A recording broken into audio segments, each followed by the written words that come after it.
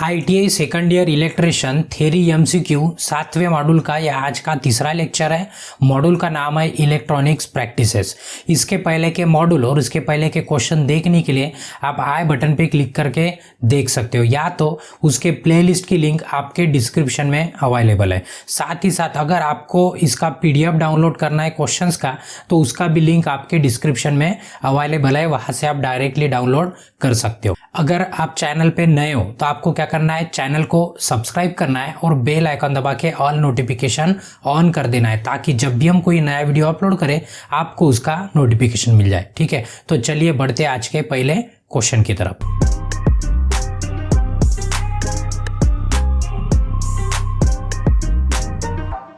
तो ये रहा आज का पहला क्वेश्चन स्टार्ट करने के पहले हर बार की तरह इस बार भी इंस्ट्रक्शन दे देते।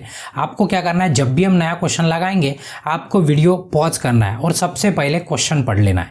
क्वेश्चन दो लैंग्वेज में रहेगा, हिंदी और इंग्लिश में। ठीक है, हम इंग्लिश में पढ़ेंगे और हिंदी में आपको समझाएंगे। ठीक है, आपको जो लैंग्वेज अच्छा लगता है आप उस लैंग्वेज में पढ़ सकते हो, किसी को दिक्कत नहीं, ऐसा हम कंसिडर करते हैं और बढ़ते अपने क्वेश्चन की तरफ। ठीक है, तो देखिए पहला क्वेश्चन है, क्वेश्चन नंबर 46 है। इसके पहले के क्वेश्चन आप आई बटन पे क्लिक करके देख सकते हो। ठीक है, which multivibrator produce a repetitive pulse waveform output. ठीक है, अभी देखो मल्टी वाइब्रेटर मतलब जैसे हमारा मोबाइल वाइब्रेट होता है, ऐसे कोई मल्टी वाइब्रेटर की बात नहीं कर रहे।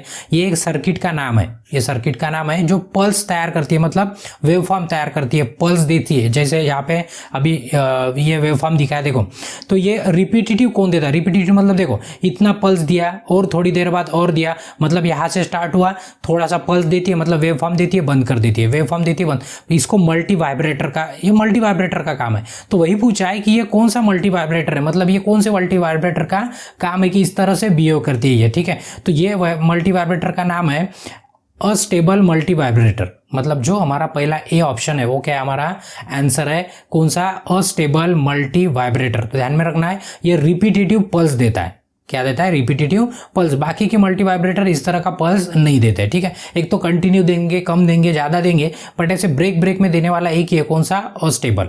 तो नाम ध्यान में रखना है अस्टेबल। इंग्लिश में भी वही है, हिंदी में भी वही है, किसी को दिक्कत नहीं है। ठीक है, चलिए नेक्स्ट क्वेश्चन है, question number 47। Why A feedback network is use in oscillator.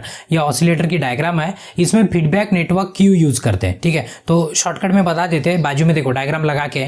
Diagram में अगर आप देखते हो तो वेव फॉर्म यहाँ से स्टार्ट हुआ है, ये ऐसे साइकिल चल रही है, तो हमने फीडबैक नेटवर्क लगा दिया है। तो क्यों लगाते हैं, तो फीडबैक नेटवर्क का काम क्या होता है कि वेव फॉर्म यहाँ से स्टार्ट हुआ, अभी क्या करना है मेरे को, यहाँ से स्टार्ट करना है हमें। ठीक है, तो यहाँ से वेव फॉर्म स्टार्ट करना है, तो ये जो इतना फेज शिफ्ट है, ये फेज शिफ्ट है 180 डिग्री, 180 डिग्री का फेज शिफ्ट करने के लिए, मतलब ये वेव फॉर्म यहाँ से स्टार्ट ना करते हुए 180 डिग्री के बाद अगर स्टार्ट करना है हमें, तो उसके लिए हमें चाहिए फीडबैक नेटवर्क। क्या चाहिए, फीडबैक नेटवर्क। तो वही पूछा है कि इसका काम क्या है, तो काम बता दिया हमने, क्या काम है कि 180 डिग्री से क्या करता है, फेज को शिफ्ट कर देता है। ठीक है, तो ऑप्शन में अगर आप देखते हो तो ऑप्शन में पहला है to cancel phase shift 60 degree है और एक 180 डिग्री है। तो ये to phase shift the signal by 180 degree, मतलब 180 डिग्री से क्या करना है, फेज शिफ्ट करने के लिए फीडबैक नेटवर्क का यूज करते हैं। ठीक है, किसी को प्रॉब्लम नहीं है। चलिए नेक्स्ट क्वेश्चन की तरफ। नेक्स्ट है, What is the main application of field effect transistor। मतलब देखो शॉर्टकट में इसको FET कहते हैं। FET मतलब फील्ड इफेक्ट ट्रांजिस्टर, इस तरह का, इसकी इस तरह का होता है।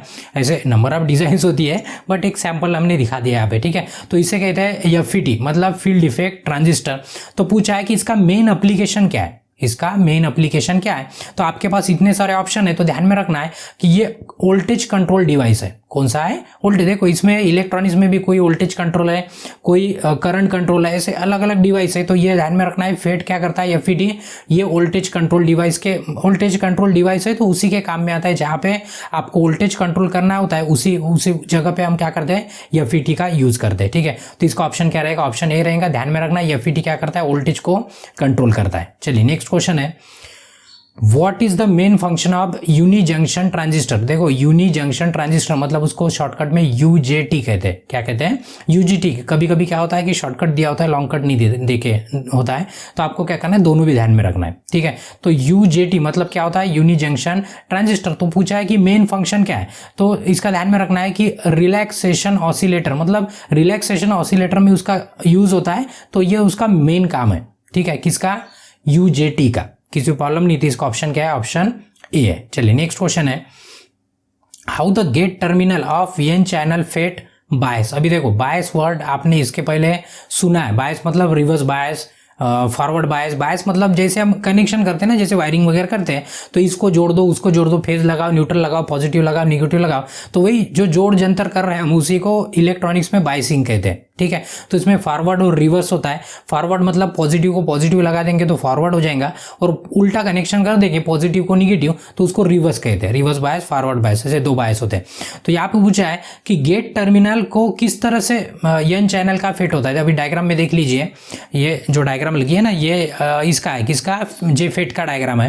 तो इसमें आप देखेंगे तो यहाँ पे गेट है, ये गेट के दो टर्मिनल है, ये दोनों भी कनेक्ट है। तो उन्होंने पूछा है कि गेट कैसे कनेक्ट करते हैं, तो ध्यान में रखना है गेट हमेशा रिवर्स बायस में कनेक्ट करते हैं। कैसे करते हैं, रिवर्स मतलब उसको पॉजिटिव है तो निगेटिव को कनेक्ट करेंगे, और निगेटिव है तो पॉजिटिव, मतलब वो ट्रिगरिंग के काम का है, ठीक है। तो अभी ऑप्शन में आप देखेंगे तो डी पे आपका ऑप्शन है, gate are reverse bias with source, मतलब जो सप्लाई देते हैं हम, सप्लाई के क्या करते हैं, रिवर्स में लगाते हैं गेट को, ठीक है। ध्यान में रखना है को किसका, जेफिट की बात। जेफिट मतलब क्या होता है, जंक्शन फील्ड इफेक्ट ट्रांजिस्टर, ठीक है। चलिए नेक्स्ट क्वेश्चन है, what is the total turn on time, ठीक है। टर्न ऑन टाइम मतलब ये शॉर्टकट में टी ऑन लिखा है, मतलब टर्न ऑन। टर्न ऑन मतलब पता है ना, टर्न ऑन मतलब चालू होना, टर्न ऑन मतलब बस जस्ट स्टार्ट हो रही वो प्रोसेस अपनी, टर्न ऑन। तो टोटल पूछा है कि while transistor making transition from voltage V1 to V2। अभी देखो यहाँ पे डायग्राम दिखा दिए, डायग्राम थोड़ा सा क्लियर नहीं है, बट टर्न ऑन टाइम क्या होता है तो हम बता देते हैं, बाजू में हमने क्लियर वाला डायग्राम लगा दिया, ठीक है। तो डायग्राम में देखेंगे सेम वही डायग्राम है, सिर्फ क्लियर लगा दिया है। देखो टर्न ऑन मतलब देखो ये वेवफॉर्म अभी ऐसे जा रहा है, बिल्कुल ऊपर ऊपर बढ़ते जा रहा है ऐसे ऐसे, ठीक है। तो यहां तक जाएगा तब वो स्टार्ट होगा। तो यहां से लेकर देखो, यहां से लेकर यहां तक इतना उसको टाइम लग रहा है। टाइम कितना लग रहा है, देखो यहां से यहां तक जो टाइम है वो आपका है TD, ठीक है। और उसके बाद यहां से यहां तक जो टाइम है वो आपका है TR, मतलब TD प्लस TR, मतलब इतना टोटल टाइम हमें इतना लगने वाला है आपका वेवफॉर्म स्टार्ट होने के लिए। तो ये दोनों का एडिशन मतलब क्या होता है, T ऑन का टाइमिंग होता है। तो आप ऑप्शन में अगर देखते हो तो ऑप्शन में आप देखेंगे तो ये सी पे ऑप्शन है, सी पे ऑप्शन है TD प्लस TR, क्या है, TD प्लस TR। तो इस तरह से आपको क्या करना है, ध्यान में रखना है। तो इसका ऑप्शन क्या है, ऑप्शन सी है, किसी को भी दिक्कत नहीं है। चलिए नेक्स्ट क्वेश्चन है, which device is made up of using the method. देखो point contact, ground, diffusion and junction. देखो चार ऑप्शन देखे तो इसमें से ऐसा कौन सा डिवाइस है जिसमें जंक्शन भी होता है, डिफ्यूजन भी होता है, ग्राउंड भी होता है, ऐसे मतलब ये सब प्रोसेस करके एक डिवाइस बनता है। तो आपको पता है इंडक्टर, रेजिस्टर, कैपेसिटर, ये तो जनरल डिवाइस है, इसमें कोई जंक्शन वंक्शन नहीं होता है, ठीक है। तो आपके ऑप्शन में देखेंगे ये इंडक्टर, रेजिस्टेंस, कैपेसिटर, ये जंक्शन वगैरह नहीं होता है। इसमें जंक्शन किस में होता है, ट्रांजिस्टर में, इसलिए हमारा ऑप्शन क्या रहेगा, ऑप्शन डी रहेगा, ठीक है। चलिए नेक्स्ट क्वेश्चन है, Why the collector region is physically made larger than the emitter region। अभी ये ट्रांजिस्टर पहले देख लो, ट्रांजिस्टर के डायग्राम इसके पहले भी दिखाए थे हमने। तो क्वेश्चन में बोला है ये ट्रांजिस्टर है, ट्रांजिस्टर 3 टर्मिनल होते हैं, कौन से कलेक्टर, बेस और ये आपका क्या है, इमीटर, ठीक है। किसी को प्रॉब्लम नहीं है, 3 टर्मिनल होते हैं, इसके पहले भी होता है। तो उसमें बोला है कि कलेक्टर बड़ा क्यों होता है, अभी डायग्राम में दिखाते नहीं, बट ये कलेक्टर का जो ये रीजन होता है, ये रीजन बड़ा होता है एज कंपेयर टू किससे, ये इमीटर से। मतलब इमीटर थोड़ा छोटा होता है और ये कलेक्टर क्या होता है, बड़ा होता है। तो वही पूछा है कि बड़ा क्यों होता है, क्यों, तो वहां पे ज्यादा हीट डिसिपेट होती है, मतलब ज्यादा हीट तैयार होती है वहां पे, तो इसलिए उसका क्या करते हैं, साइज बड़ा रखते हैं, ठीक है। तो ऑप्शन में आप देखेंगे तो it has to dissipate more heat, मतलब यहाँ पे क्या होता है, अधिक गर्मी का प्रसार होता है यहाँ पे, इसलिए क्या करते हैं, उसका साइज बड़ा रखते हैं, ठीक है। तो इसका ऑप्शन क्या रहेगा, ऑप्शन ए रहेगा, किसी को भी प्रॉब्लम नहीं है। चलिए नेक्स्ट क्वेश्चन है, what is the function of transistor if emitter to base and collector to base are forward बायस।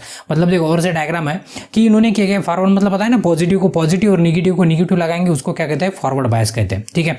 तो अभी क्या करेंगे, ये कलेक्टर और बायस, बेस, और ये बेस और इमीटर, ये दोनों को भी अगर फॉरवर्ड बायस में लगाएंगे तो आपका सर्किट मतलब क्या काम करेंगे, मतलब क्या होने वाला है। तो ऑप्शन में आप देखेंगे अगर दोनों भी साइड मतलब फॉरवर्ड में लगा दिए तो आपका स्विच ऑफ हो जाता है, मतलब क्लोज होता है, वो काम नहीं करता है, मतलब बंद हो जाता है। तो ऑप्शन में आप देखेंगे तो ऑप्शन आपका डी पे है कि एक्ट एज क्लोज स्विच, ठीक है, मतलब स्विच क्लोज का ये काम करती है, ठीक है, कब, जब दोनों भी क्या है, फॉरवर्ड बायस में है तब, ठीक है। चलिए नेक्स्ट क्वेश्चन है, what is the main advantage of class A amplifier. देखो एम्पलीफायर क्लास ए मतलब कोई, मतलब ये ऐसे डिवाइस नहीं है, सर्किट होती है, जैसे class A, class B, push pull, आपने इसके पहले भी थोड़ा सा डिस्कस किए थे, पुश पुल वाला भी आया था, क्लास बी वाला भी आया था इसके पहले क्वेश्चन। तो वही पूछा है कि मेन एडवांटेज क्या है क्लास ए एम्पलीफायर का, इसके number of A B C D ऐसे उसके टाइप है। तो ये क्या करता है, मिनिमम करता है डिस्टॉर्शन। मतलब क्या होता है कि हमारे सर्किट में जो डिस्टॉर्शन आता है, जो फ्लक्चुएशन वगैरह आता है, उसको क्या करता है, मिनिमाइज मतलब कम करता है। कौन, क्लास ए एम्पलीफायर। किसी को प्रॉब्लम नहीं है तो ये करता है मिनिमाइज डिस्टॉर्शन। तो ये आपका ऑप्शन क्या रहेगा, ऑप्शन ए रहेगा, ठीक है। चलिए नेक्स्ट है, विच electronic circuit produce signal wave और पल्स विदाउट एन इनपुट। मतलब बिना इनपुट दिए, हमें लगता है कि ये वाला क्वेश्चन इसके पहले के भी वीडियो में शायद हमने देखा है कि बिना इनपुट दिए कौन सा इलेक्ट्रॉनिक्स का डिवाइस है जो हमें आउटपुट देता है, ठीक है। तो ये डिवाइस होता है हमारा ऑसिलेटर। क्या होता है, ऑसिलेटर। इसको बिना इनपुट दिए आपको क्या करता है, वो आउटपुट देता है, ठीक है, ध्यान में रखना है। नेक्स्ट क्वेश्चन है, which circuit is essential to maintain the oscillation और वेव इन ऑसिलेटर सर्किट। मतलब जो ऑसिलेटर सर्किट है, जो वेव फॉर्म क्रिएट कर रही है, उसको मेंटेन मतलब नियंत्रित कौन करता है, ये पूछा है। तो ऑप्शन में आप देखेंगे ये जो फीडबैक वगैरह यूज करते हैं ना, फीडबैक का वही काम होता है कि नियंत्रण करना। जैसे निगेटिव फीडबैक का क्या करता है कि कोई अगर खामी है मतलब कमी है तो उसको क्या करता है, दूर करने के लिए निगेटिव का यूज करते हैं। और पॉजिटिव क्या करता है, नियंत्रण करता है, मतलब कोई आगे पीछे ना जा पाए, वो ध्यान रखता है बराबर, ठीक है।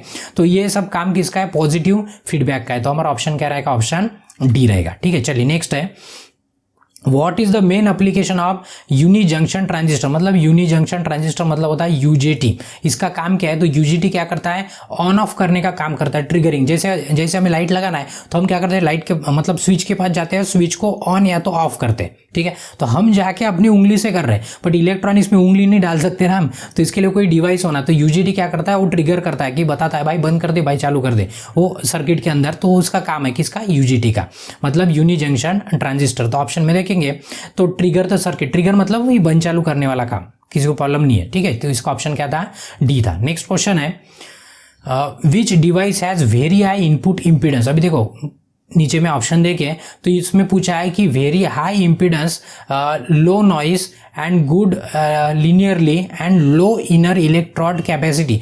ये किसका होता है, तो आपको ध्यान में रखना है फेड का। फेड मतलब फील्ड इफेक्ट ट्रांजिस्टर। तो ये ऑप्शन में देखेंगे आप, ऑप्शन सी पे, फील्ड इफेक्ट ट्रांजिस्टर। इसमें क्या होता है, इसका इनपुट बहुत हाई होता है, इनपुट क्या होता है, हाई होता है, और इनर लो इनर कैपेसिटी होता है इलेक्ट्रोड का। ये ध्यान में रखना है, मतलब आप अपने ट्रिक से ध्यान में रख सकते हो। ध्यान में रखना है सिर्फ एफेड, एफेड मतलब फील्ड इफेक्ट ट्रांजिस्टर, फेड भी कहते हैं उसको, ठीक है। नेक्स्ट ऑप्शन, नेक्स्ट है question, what is the difference in current control of MOSFET compare to JFET. देखिए दोनों भी इलेक्ट्रॉनिक सी डिवाइस है, तो उन्होंने पूछा है कि ये जो करंट जो कंट्रोल करते हैं ये दोनों भी, तो इनमें मॉसफेट और जेफेट में एक्चुअल में डिफरेंस क्या है। जेफेट में क्या होता है, ये जो जेफेट है इसमें जंक्शन होता है, इसमें क्या होता है, जंक्शन। पता है आपको, जंक्शन करके इसको तैयार करते हैं। तो ये जंक्शन से क्या करता है, करंट कंट्रोल करता है। बट मॉसफेट में ऐसे नहीं होता है। मॉसफेट में क्या होता है, एक इंसुलेटिंग एक लेयर होती है जो करंट को कंट्रोल करती है। फॉर एग्जांपल यहाँ पे देखेंगे तो ये डिफ्लेशन लेयर जैसे यहाँ पे इंसुलेटिंग एक लेयर है, ठीक है। तो इस तरह का क्या होता है, लेयर होता है मॉसफेट में, वो क्या करता है, आपका करंट कंट्रोल करता है। तो ऑप्शन में देखेंगे तो ऑप्शन ए पे है insulating layer instead of junction. मतलब मॉसफेट में क्या होता है, इंसुलेटिंग लेयर होता है, और जेफेट में क्या होता है, जंक्शन होता है करंट कंट्रोल करने के लिए, ठीक है। तो ये हमारा ऑप्शन क्या रहेगा, ऑप्शन ए रहेगा, ठीक है। चलिए नेक्स्ट क्वेश्चन है, what is the type of amplifier circuit. देखिए इसके पहले भी इस तरह का सर्किट आया था, तो उसमें पूछा था कि ये कौन सा सर्किट है। तो सर्किट के, अभी देखो ये सर्किट थोड़ा क्लियर नहीं है, बट ये सिर्फ आप सिंबल से ही बता सकते हो कि इसका आंसर क्या हो सकता है, ठीक है। तो अभी देखो ये एक कलेक्टर होता है और एक इमीटर होता है, ठीक है। ये पीछे में जो डायग्राम लगाई देखो, यहाँ पे एक कलेक्टर होता है और एक क्या होता है, इमीटर होता है। हमेशा इमीटर को एरो लगा के होता है। अगर आपका एरो वाला पार्ट नीचे कॉमन करके ऐसे, ठीक है, तो आपकी जो सर्किट रहेंगी वो कॉमन इमीटर रहेंगी। अगर ये कलेक्टर नीचे है और उसको कॉमन करके, तो हमारी जो सर्किट रहेंगी वो कॉमन कलेक्टर वाली रहेंगी, ठीक है। अगर ये बेस नीचे करके कॉमन, तो कॉमन बेस, मतलब इसका कॉन्फ़िगरेशन है तीन टाइप के कॉन्फ़िगरेशन है। तो वही पूछा है कि इसमें कौन सा है। तो आपको डायग्राम में क्लियर नहीं दिख रहा है, तो इसका एरो थोड़ा ऊपर है। तो ये हमारा कलेक्टर कॉमन करके नीचे से क्या करेंगे, कलेक्टर को कॉमन करके, तो हमारा ऑप्शन रहेगा कॉमन कलेक्टर एम्पलीफायर। क्यों, तो कलेक्टर कॉमन है। इमीटर कॉमन होता तो इलेक्टर मतलब कॉमन इमीटर एम्पलीफायर करते थे, बट यहाँ पे क्या है, कॉमन कलेक्टर है, किसी को प्रॉब्लम नहीं है। चलिए नेक्स्ट क्वेश्चन है, अभी इसमें थोड़ा सा न्यूमेरिकल है। What is the peak voltage, ठीक है, मतलब यहाँ पे वैल्यू देखे VRMS की, ठीक है। RMS मतलब क्या होता है, रूट मीन स्क्वायर की वैल्यू होती है, वो AC का वैल्यू है। 220 वोल्ट देखे तो उसका पूछा है कि पीक वोल्टेज कितना रहेगा, पीक वोल्टेज कितना रहेगा। तो यहाँ पे फार्मूला लगा दिया है, देखो पीक वोल्टेज का फार्मूला है VRMS अपॉन 0.707, ठीक है। तो अभी VRMS का वैल्यू कितना है आपके पास, 220 वोल्ट है। तो यहाँ पे क्या करेंगे, इसकी जगह 220 वोल्ट लिख देंगे और डिवाइडेड बाय 0.707।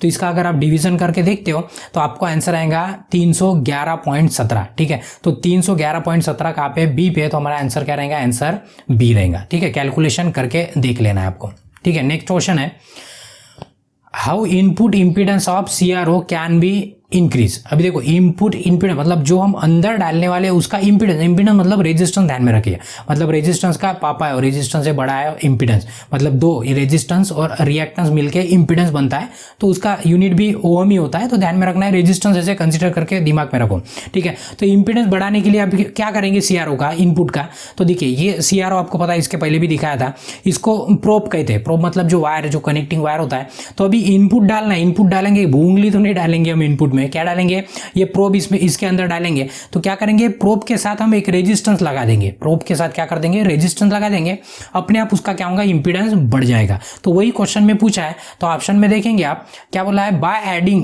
देखो ऑप्शन में पहला ये है, by adding the resistance to CRO probe, मतलब प्रोब के बीच में, मतलब आगे पीछे कहीं पे भी क्या कर देंगे, रेजिस्टेंस ऐड कर देंगे, अपने आप उसका क्या होगा, इंपीडेंस बढ़ जाएगा, ठीक है। चलिए इसका ऑप्शन क्या था, ऑप्शन ए था। चलिए नेक्स्ट क्वेश्चन है, इसमें भी न्यूमेरिकल है, देखिए व्हाट इज द फ्रीक्वेंसी, अभी फ्रीक्वेंसी निकालना है, ठीक है। तो बोला है यहाँ पे फ्रीक्वेंसी निकालना है, CRO की स्क्रीन का डिवीजन है 5 डिवीजन, ठीक है। मतलब वो डिवीजन करते हैं ना, मतलब सेटिंग करते हैं CRO का। तो आप ज़्यादा डीप में मत जाइए, जितना बोल रहे हैं उतना सिर्फ समझने की कोशिश कीजिए, ठीक है। 5 डिवीजन है और एक डिवीजन 0.2 माइक्रोसेकंड का है। कितना है, एक डिवीजन। अभी थोड़ा डायग्राम देख लीजिए, ये समझो कि आपके CRO की स्क्रीन है, ठीक है। CRO के स्क्रीन पे क्या होता है, इस तरह की सेम स्क्रीन होती है, उसमें हम एडजस्टमेंट करते हैं। तो यहाँ पे आप देखेंगे तो ये डिवीजन 5 है, मतलब ये डब्बे आप गिनेंगे 1 2 3 4 और 5 डब्बे, और एक डब्बा मतलब ये वेवफॉर्म को एक डब्बा कंप्लीट करने के लिए 0.2 माइक्रोसेकंड लगता है। तो फ्रीक्वेंसी निकालो, तो ये इस तरह से वेवफॉर्म दिखता है, तो इसका कैलकुलेशन करना होता है हमें। तो फ्रीक्वेंसी कैसे निकालेंगे, देखिए फ्रीक्वेंसी निकालने के लिए हमारे पास सबसे पहले टाइम निकालना है कि ये टोटल, ये मतलब टोटल एक वेवफॉर्म, मतलब यहाँ से लेकर पूरा यहाँ तक कंप्लीट होने के लिए कितना टाइम लगता है। एक डब्बा है 0.2 माइक्रोसेकंड का, ठीक है। तो अभी देखिए कैसे निकालेंगे, तो टाइम निकालने के लिए फार्मूला है division multiplied by time based setting, ठीक है। टाइम बेस्ड सेटिंग आपका देखिए 0.2। तो अभी क्या करना है, डिवीजन कितना देखे था, 5 देखे था, कितना भी हो सकता है, तो यहाँ पे 5 पुट कर दिए। उसके बाद टाइम बेस्ड सेटिंग कितना था, 0.2 सेकंड, तो यहाँ पे 0.2 मिली सेकंड लिख दिया। तो दोनों का मल्टीप्लीकेशन करेंगे, मल्टीप्लीकेशन आता है 1 मिली सेकंड, 1 मिली मतलब होता है 10⁻⁻3, ठीक है, किसी को प्रॉब्लम नहीं है। तो फ्रीक्वेंसी का फार्मूला होता है 1 बाय टाइम, टाइम पीरियड मतलब T, 1 बाय T होता है फ्रीक्वेंसी का फार्मूला। तो T का वैल्यू हमने कितना निकाला था, T का वैल्यू था हमारा 1 मिली सेकंड। तो 1 मतलब 1 इंटू 10⁻⁻ कितना होता है, -3। अगर इसको हम ऊपर लेके गए कैलकुलेशन करने के लिए, तो -3 का क्या होता है, +3। अगर 10 के ऊपर प्लस वाला 3 है तो 1 के ऊपर 3 0 पड़ते हैं। अगर +2 है तो 1 के ऊपर 2 0। अगर +10 है, ऊपर में अगर पावर में अगर 10 है तो 1 के ऊपर 10 0 देना होता है। तो अभी यहाँ पे 3 है, तो 1 के ऊपर कितना 0 देना है, 3। तो 3 0 वाला हमारा क्या रहेगा आंसर। तो 3 0 आंसर कहाँ पे है हमारा, डी पे। तो हमारा आंसर क्या रहेगा, डी रहेगा, ठीक है। थोड़ा सा सोच के देखिए। चलिए नेक्स्ट क्वेश्चन है, what defect is occur in radio, ठीक है। रेडियो में क्या डिफेक्ट होगा, कब, if pulsation are not remove from the input of the rectifier. अगर रेक्टिफायर के अंदर पल्सेशन मतलब जो वेवफॉर्म कम ज़्यादा होते हैं, मतलब ऊपर ऊपर निकलते हैं, जैसे स्पाइक्स निकलते हैं ना उस तरह का। तो ये पल्सेशन अगर हमने नहीं निकाले तो रेडियो के ऊपर क्या इफेक्ट होगा। आपको पता है कि ऐसे खर्र करके आवाज़ आता है, देखो मतलब उसको नॉइस कहते हैं, नॉइस। तो नॉइस आता है तो वो कम नहीं होगा, मतलब वो नॉइस बढ़ेगा। हमिंग वाला साउंड बोलते हैं उसको, हमिंग जैसे ऐसे आवाज़ आता है, ठीक है, उसको हमिंग साउंड बोलते हैं। तो साउंड आ जाएगा आपके रेडियो में। तो ऑप्शन में आप देखेंगे तो उसके कारण क्या होगा, रिमूव नहीं करेंगे तो हमिंग साउंड आएगा आपको। कौन सा साउंड आएगा, हमिंग वाला। किसी को भी दिक्कत नहीं है, थोड़ा सा हमिंग वाला साउंड सुन के देखिए कैसे लगता है, तो कानों को कितना इरिटेट होता है। तो ठीक है, इसका ऑप्शन क्या था, ऑप्शन सी था। चलिए नेक्स्ट है, how does the deflation region behave, ठीक है। ये जो डिफ्लेशन रीजन होता है, देखिए क्वेश्चन में देखिए, थोड़ा सॉरी डायग्राम में देखिए, ये डिप्लेशन लेयर है, ठीक है। तो ये इस रीजन को क्या कहते हैं, डिप्लेशन रीजन। तो ये क्या करता है, ऐसे ऐसे अगर बढ़ते गया दोनों तरफ से, तो यहाँ से जाने वाला करंट है ना, रोक देता है। वो करंट को क्या करता है, रोक देता है। तो मतलब वो सिक्योरिटी की तरह काम करता है। जो गेट पे वॉचमैन होता है ना, वो बंद चालू करता है, और उसने बोला कि हम गेट नहीं खोलेंगे तो नहीं खोलेंगे जब तक ऊपर से ऑर्डर नहीं आएगा। तो क्या होगा, आप अंदर नहीं जा पाएंगे गेट के। तो वही काम है उस गेट का, वही डिप्लेशन लेयर का। तो पूछा है कि ये क्या मतलब कैसे बिहेव करता है। ये बिहेव करता है एज ए इंसुलेटर। कैसे करता है, एज ए इंसुलेटर का काम क्या है, करंट नहीं जाने देना। तो करंट को जाने नहीं देता है जब तक उसको नहीं बोलेंगे तब तक, ठीक है। तो एज ए क्या कैसे काम करता है, एज ए इंसुलेटर करके वो काम करता है। मतलब उसको कुचा लगते थे हिंदी में, किसी को प्रॉब्लम नहीं है, ठीक है।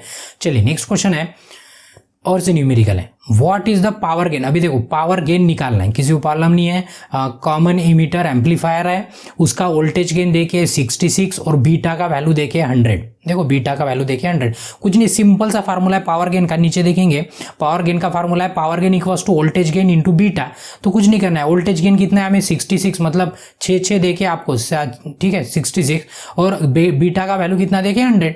दोनों का मल्टीप्लाई करेंगे तो कितना आता है 6600। तो बड़ा सिंपल था। तो इसका आंसर क्या आता है, आंसर डी आता है। किसी को भी प्रॉब्लम नहीं है, ठीक है। चलिए नेक्स्ट है, what is the effect if SCR is latched into the conduction and gate current is removed in DC। अभी देखो अभी क्या हो रहा है, जो SCR है पता है ना, उसको गेट होता है, मतलब बंद चालू करने को गेट को हम सप्लाई देते हैं, कि ऑर्डर देते हैं उसको कि भाई करंट को जाने दे या तो रोक दे, ठीक है। किसका काम है, गेट का। तो गेट को पल्स देते हैं हम, मतलब बंद चालू करने के लिए, उसको समझने को होना ना। तो बस अभी SCR अभी स्टार्ट होने ही वाला है, और हम क्या करेंगे, उसका सप्लाई बंद कर देंगे, या तो रिमूव हो जाएगा या तो कोई डिस्कनेक्ट हो जाएगा। तो क्या होगा कि गेट का कंट्रोल छूट जाएगा, उसको पता ही नहीं चलेगा। जैसे ही सप्लाई डिस्कनेक्ट होगा वो अपना कंट्रोल खो देगा, और उसको पता नहीं चलेगा भाई करना क्या है अभी, ठीक है। तो वही होगा कब, अगर उसका सप्लाई निकाल देंगे तब। तो अभी ऑप्शन में आप देखते हो, तो ऑप्शन में आप देखेंगे तो ऑप्शन आपका डी पे है, क्या है, gate lose control over conduction. मतलब जो कंडक्शन के ऊपर जो कंट्रोल था वो लूज कर देगा, मतलब भूल जाएगा कि क्या होने वाला है। तो कब, अगर उसका डीसी सप्लाई निकाल दिए तब, ठीक है। तो इसका ऑप्शन क्या रहेगा, ऑप्शन डी रहेगा। चलिए नेक्स्ट क्वेश्चन है, what is the effect of pitch of voltage, ठीक है, pinch of voltage in JFET. JFET मतलब जंक्शन फील्ड इफेक्ट ट्रांजिस्टर के ऊपर पिंच ऑफ वोल्टेज का क्या इफेक्ट होता है।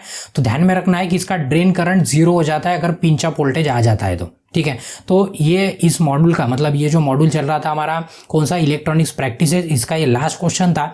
अभी इसका नेक्स्ट मॉड्यूल है module number 8 control panel wiring, मतलब नेक्स्ट वीडियो है, ठीक है। अगर आपको ये वीडियो अच्छा लगा है तो आपको क्या करना है, वीडियो को लाइक करना है, आपके जरूरतमंद दोस्तों के साथ शेयर करना है, और आपके मन में कोई सवाल है या तो कोई डाउट है या तो आपका कोई सुझाव है तो आपको क्या करना है, कमेंट करना है। और अभी तक अगर आपने चैनल को सब्सक्राइब नहीं किया है तो आपको क्या करना है, चैनल को सब्सक्राइब करना है। और नेक्स्ट मॉड्यूल का नेक्स्ट वीडियो देखने के लिए आप नेक्स्ट वीडियो पे क्लिक करके देख सकते हो। तब तक के लिए ब्रेक लेते हैं, धन्यवाद।